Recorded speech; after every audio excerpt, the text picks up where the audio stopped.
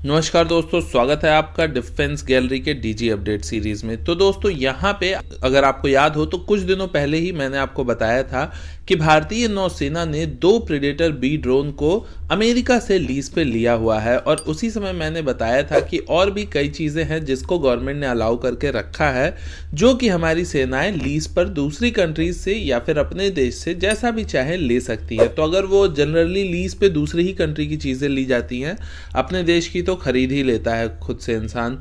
तो यहाँ पे इंडियन नेवी को गवर्नमेंट का अप्रूवल एक और ड्रोन की कैटेगरी को खरीदने को मिला है। ये ड्रोन वैसे थोड़ा सा अलग होंगे जो प्रेडेटर बी ड्रोन है उनसे, लेकिन ये ड्रोन भी काफी घातक होंगे। ये drone basically ship born drones इन्हें अभी कहा जा रहा है, लेकिन ये ड्रोन कंप्लीटली कैसे होंगे अभी 100% तरीके से नहीं बताया जा सकता, क्योंकि अकॉर्डिंग टू द न्यूज ये जो 10 शिप बॉर्न ड्रोन होंगे ये ऑब्वियस है कि किसी वॉरशिप से ही ऑपरेट होंगे, या हमारे डिस्ट्रॉयर या फ्रिगेट किसी भी तरह के वॉरशिप से ऑपरेट होंगे।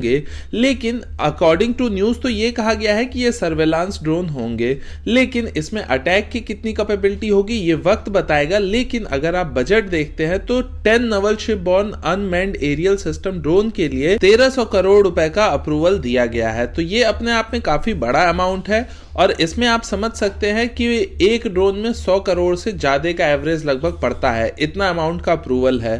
तो ऑब्वियस है कि कहीं ना कहीं अच्छे ड्रोन्स लिए जाएंगे। लेकिन अगर आपको लगता है कि इन पैसों से फिर से प्रेडेटर बी ड्रोन लिया जाएगा, तो न्यूज में ये क्लियर किया गया है कि प्रेडेटर बी ड्रोन जो है उसके लिए एक सेपरेट बात चल रही है, और ये जो 10 शिप बॉर्न ड्रोन्स लिए जाने वाले हैं ये अलग होंगे। अब ये आने वाले समय में थोड़ा ज्यादा क्लियर होगा, जब कुछ आरएफआई इशू होगा उसके बाद चीजें ज्यादा क्लियर होंगी कि किस तरह का ड्रोन इंडिया लेने वाला है। लेकिन ये एक अच्छी चीज है जो कि भारतीय नौसेना की हिंद महासागर में जो ताकत है उसको मजबूत जरूर करेगी।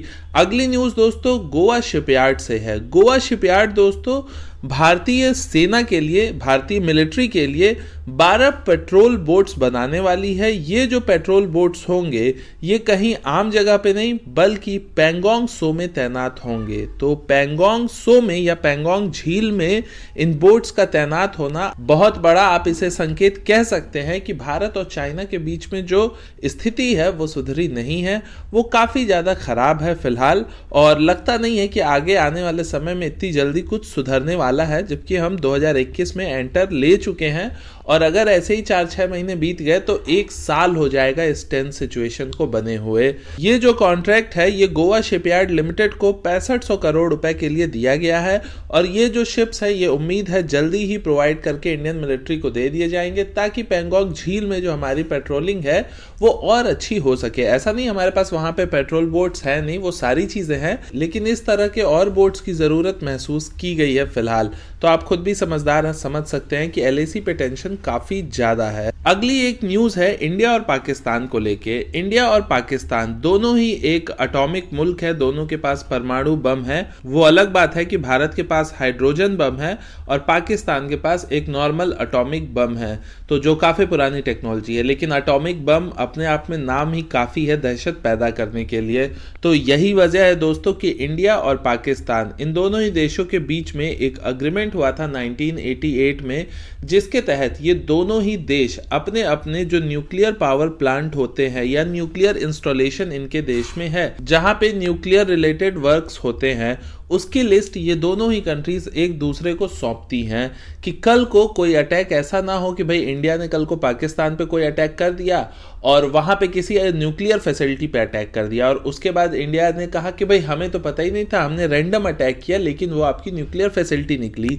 तो ऐसी कभी नौबत ना आए, इसी वजह से इंडिया और पाकिस्तान के बीच में ये अग्रीमेंट है, जिसके तहत 1992 से 1988 में डील हुई थी, और 1992 से लेके आज तक हर साल ये दोनों देश एक दूसरे को अपने अपने न्यूक्लियर पावर प्लांट या न्यूक्लियर इंस्टॉलेशन की जानकारी देते हैं, ताकि ये दोनों ही देश जानबूझकर इस पे अटैक ना कर सके और ना ही गलती से कोई न्यूक्लियर इंस्टॉलेशन पे अटैक हो सके, क्योंकि इस तरह के अटैक बहुत बहुत ज्यादा डेडली उस एरिया के लिए हो जाते हैं। तो अच्छी बात यहाँ पे क्या है? तो अच्छी बात यहाँ पे यही है कि भारत और पाकिस्तान के रिश्तों में खटास बहुत बहुत ज्यादा आ चुकी है, लेकिन उसके बावजूद भी इस डील के तहत दोनों देश बंधे हुए हैं और इस डील में दोनों ही देशों ने एक दूसरे से ये डेटा शेयर किया है।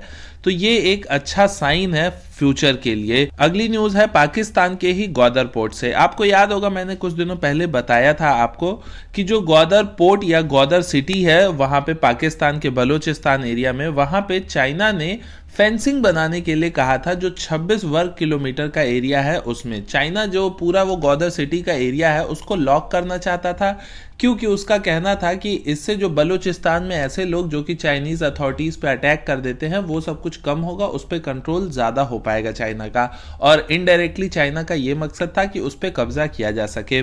तो पाकिस्तान तो वो फेंसिंग बनाने के लिए तैयार था, लेकिन बलूचिस्तान के लोगों ने इसका विरोध किया है, और इस विरोध के बाद पाकिस्तान की वहां की जो बलूचिस्तान की सरकार है वो इस फेंसिंग के काम को फिलहाल रोकने पे मजबूर हो गई है। हालांकि इस काम को पूरी तरीके से टाला नहीं गया है, अभी इसे रोक दिया गया है फॉर द टाइम बीइंग, और आगे अभी इसके बारे में कुछ स्टेटस क्लियर नहीं किया गया है। लेकिन बलूचिस्तान गवर्नमेंट का यहाँ पे ये कहना है कि हम जो भी कार्य करेंगे वो बलूचिस्तान के लोगों को ध्यान में रखते हुए करेंगे और उनसे कुछ छुपाए बिना करेंगे।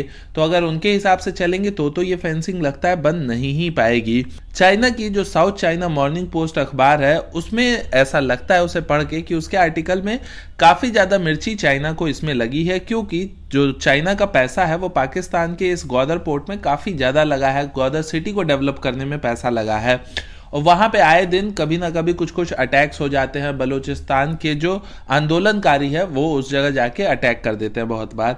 तो इस वजह से वहां पे चाइना इनसिक्योरिटी फील करता है, और कब्जा करने वाला भी आइडिया इससे उनका काफी हट सा गया है। तो इसलिए बेसिकली चाइना को प्रॉब्लम है, और चाइना को अब कहीं ना कहीं ऐसा जरूर लग रहा होगा कि सीपेक के चक्कर में ऐसा ना हो कि चाइना फंस जाए पाकिस्तान में जाके। खैर ऐसा हो भी सकता है, इसमें कोई बहुत बड़ी बात नहीं है। वैसे मैं आपको बताऊं दोस्तों, जिस बलूचिस्तान में ये सीपेक है, ग्वादर सिटी डेवलप की जा रही है, वो बलूचिस्तान पाकिस्तान का सबसे बड़ा राज्य है और साथ ही साथ सबसे गरीब राज्य भी है। तो आप बताइए इतने डेवलपमेंट का क्या फायदा अगर वहां के लोकल लोगों के हिसाब से आप देखते हैं। तो बलूचिस्तान आज भी पाकिस्तान सबसे गरीब देश का आप कह सकते हैं, सबसे गरीब राज्य, कुछ इस तरह का बलूचिस्तान का फिलहाल हाल इन लोगों ने किया हुआ है। तो बस अभी की वीडियो के लिए इतना ही दोस्तों। मैं मनीष मिलता हूं आपसे अगले वीडियो में, तब तक के लिए आप मुस्कुराते रहिए। नमस्कार, जय हिंद।